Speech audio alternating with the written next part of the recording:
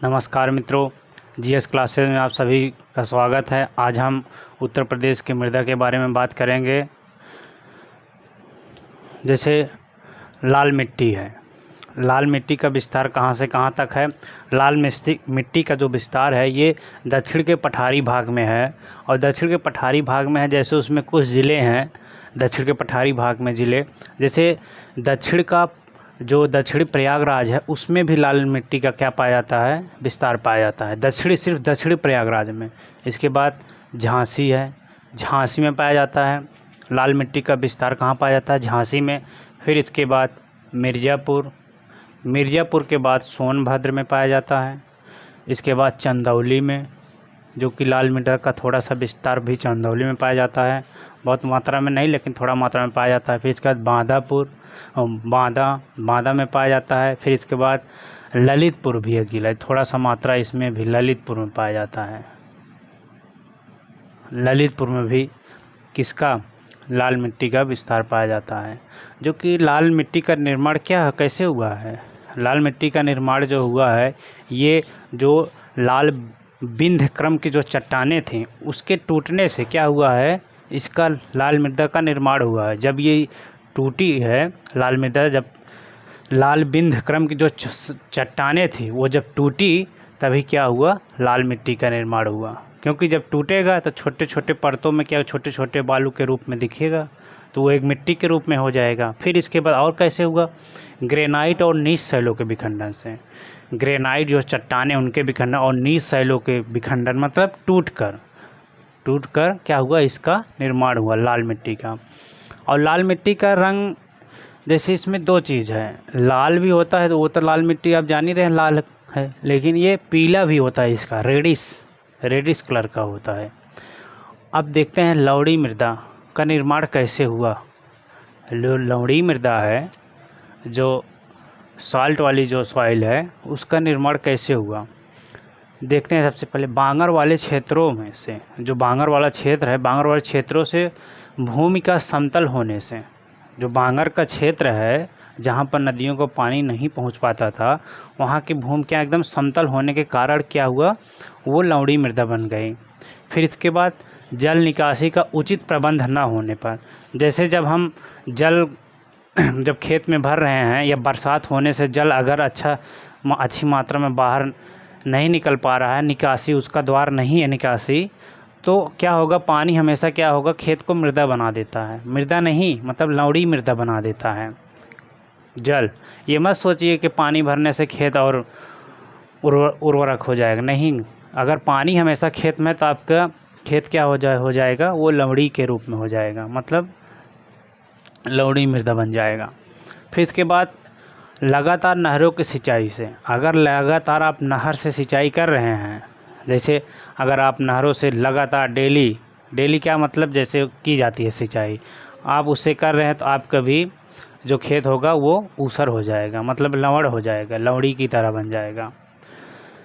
वर्षा की कमी, अगर वर्षा भी कम हो रही है तब भी हो जाएगा, आपका खेत ऊसर पड़ जाएगा, बंजर हो जाएगा। और अगर आप लवण युक्त जल से भी सिंचाई कर रहे हैं तब भी क्या हो जाएगा, आपका खेत क्या हो जाएगा, बंजर हो जाएगा। क्योंकि फसल की जब बंजर हो जाएगा, जब कहते नहीं, जब कोई चीज़ जब नमकीन हो जाता तो नमकीन से कोई चीज़ ख़त्म कर देता है अधिकता।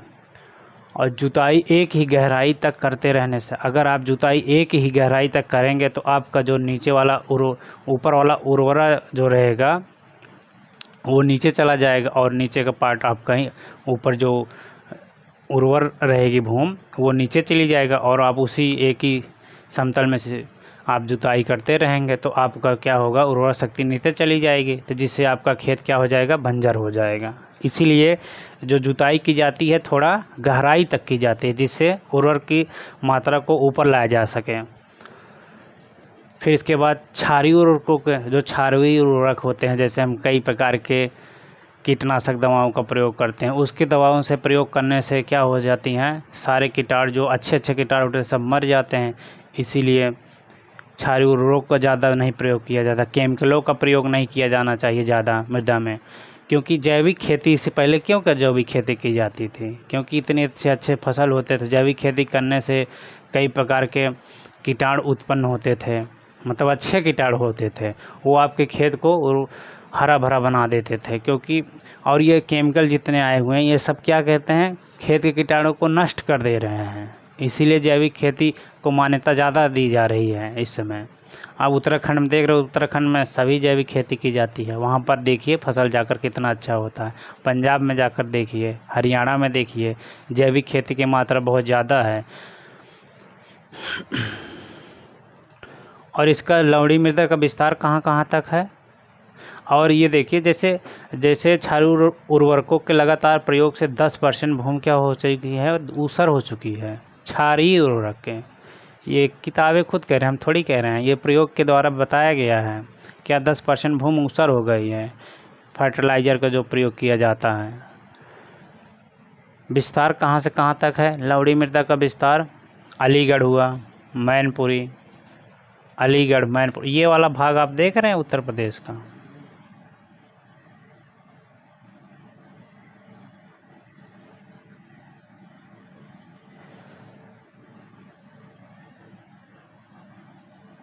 ये वाला आप भाग देख रहे हैं, यहाँ से अलीगढ़ वाला भाग जो है, अलीगढ़, फिर इसके बाद क्या आया, मैनपुरी, यहाँ मैनपुरी हुआ। फिर इसके बाद कानपुर आप देख ही रहे हैं, कानपुर से लेकर उन्नाव, ये सब उन्नाव। फिर इसके बाद एटा, एटा यहाँ वाला पार्ट जो है, इटावा यहाँ वाला। रायबरेली आप देख ही रहे हैं, रायबरेली, सुल्तानपुर जो यहाँ आता है। फिर प्रतापगढ़ इसी के बगल में, जौनपुर, जौनपुर हुआ, प्रयागराज, ये देख ही रहे हैं। ये सब क्या है यहाँ की जो ये एरिया इतना टोटल, ये एरिया समझ लीजिए आप, ये क्या हुआ आपका एरिया, ये लवणी मृदा होती जा रही है धीरे धीरे, क्योंकि केमिकल की मात्रा ज़्यादा यूज़ किया जा रहा है यहाँ। और इसका अन्य नाम से इसे जाना जाता है, लवणी मृदा को अन्य नाम से जाना जाता है। क्या नाम है? रेह, कहते हैं ना रेह, बंजर। जब भूमि बंजर हो जाएगी तो उसे लवणी ही मृदा कहते हैं। फिर इसके बाद कल्लर, कल्लर को भी किस नाम जाना जाता है? लवणी मृदा के नाम से। और लवणी मृदा क्योंकि ये मैदानी भाग की मृदाएं हैं, लवणी मृदा जो है ये मैदानी भाग की मृदाएं हैं। फिर अब देखते हैं मरुस्थलीय मृदा क्या है। मरुस्थलीय मृदा का विस्तार कहाँ से कहाँ तक है? मरुस्थलीय मृदा का जो विस्तार ये पश्चिमी जिलों में हुआ है। कैसे मरुस्थलीय मृदा का विस्तार हुआ पता है? जो राजस्थान के द्वारा जो पौने, क्योंकि राजस्थान में थार का मरुस्थल है, आप लोग जान ही रहे हैं, क्योंकि राजस्थान में क्या है, थार का मरुस्थल है। थार का मरुस्थल होने के नाते या होने के कारण वहाँ जब पौने चलती हैं तो अपने साथ क्या करती है, धूल कण, मतलब रेगिस्तान जो वहाँ है उसके बालू को क्या करती है अपने साथ लाकर, क्योंकि हमारा 2 जिला मथुरा और आगरा सटा हुआ है, थोड़ा सा अलीगढ़ भी मान लीजिए, वैसे अलीगढ़ सटा नहीं, लेकिन यही 2 ही जिला राजस्थान से सटा हुआ है अपने यूपी का। तो आगरा और मथुरा और अलीगढ़ मिलाकर क्या कर देता है, इकट्ठा पवनों के द्वारा, हवाओं के द्वारा बालुओं को लाकर यहाँ इकट्ठा कर दिया जा रहा है।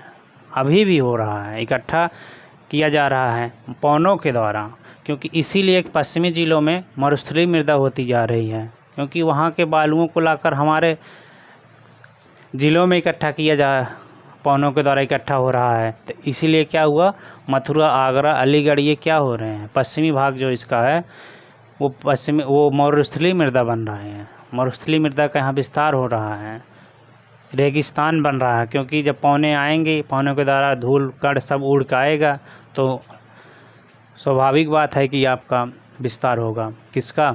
इसी का, मरुस्थलीय मृदा का। मथुरा, आगरा में, अलीगढ़ भी, यहाँ मरुस्थलीय मृदा का ज़्यादा विस्तार हो जा रहा है इसके पश्चिमी क्षेत्रों में। जैसे आगरा का पश्चिमी क्षेत्र, क्योंकि जब सटा है तो आप लोग जान ही रहे हैं। तो अब इसका निर्माण कैसे हुआ मरुस्थलीय मृदा का? मरुस्थलीय मृदा का निर्माण शुष्कता एवं भीषण ताप के कारण, जहाँ शुष्कता है और भीषण ताप, शुष्कता मतलब समझ रहे, बारिश कम जहाँ हो, एकदम ड्राई हो, मतलब ड्राई नहीं, एकदम क्या हो, शुष्क हो, सूखा जिसको बोलते हैं। जब बरसात नहीं होगा तो ऑटोमेटिक क्या होगी, बालू का निर्माण होगा, रेगिस्तान का निर्माण होगा। तो चट्टानें टूट कर बालू के कणों में परिवर्तित हो जा रही हैं। जो चट्टानें हैं वो टूट रही हैं, और जब टूट रही हैं तो वो बालू के रूप में बन रही हैं। तो इसीलिए क्या हुआ, मरुस्थलीय मृदा का विस्तार भी, निर्माण भी हो रहा है। ऐसे हो रहा है मरुस्थलीय मृदा का निर्माण। शुष्कता एवं भीषण ताप के कारण चट्टानें टूटकर बालू के कणों में क्या हो जा रही, परिवर्तित हो जा रही हैं। तो इसीलिए क्या हुआ, मरुस्थलीय मृदा का विस्तार हुआ। और मरुस्थलीय मृदा अधिकता कैसे है, इसमें क्या क्या सबसे ज़्यादा क्या तत्व पाया जाता है मरुस्थलीय मृदा में, कौन से तत्व अधिक मात्रा में पाए जाते हैं? लवण और फास्फोरस। लवण और फास्फोरस की मात्रा ये मरुस्थलीय मृदा में ज़्यादा पाया जा रहा है। मरुस्थलीय मृदा में लवण और फास्फोरस की मात्रा ज़्यादा पाई जा रही है। और कमी है क्या है, नाइट्रोजन और जीवाश्म, क्योंकि जहाँ बारिश नहीं होगा वहाँ नाइट्रोजन ऑटोमेटिक धीरे धीरे समाप्त हो जाएगी, इसीलिए इसकी कमी पाई जाती है नाइट्रोजन और जीवाश्म की। बारिश नहीं होगा तो ऑटोमेटिक जीवाश्म क्या हो जाएंगे, सब ख़त्म हो जाएंगे, इसीलिए जीवाश्म की मात्रा भी कमी पाई जाती है। समझ गए? ये मृदा पार्ट 2 हमें लगता है था, पार्ट 2 है। इसके बाद पार्ट 3 आएगा। ये आप इसको 2-3 बार अगर आप पढ़ लेंगे तो आपका ये तैयार हो जाएगा। तो नमस्कार मित्रों, जय हिंद, जय भारत।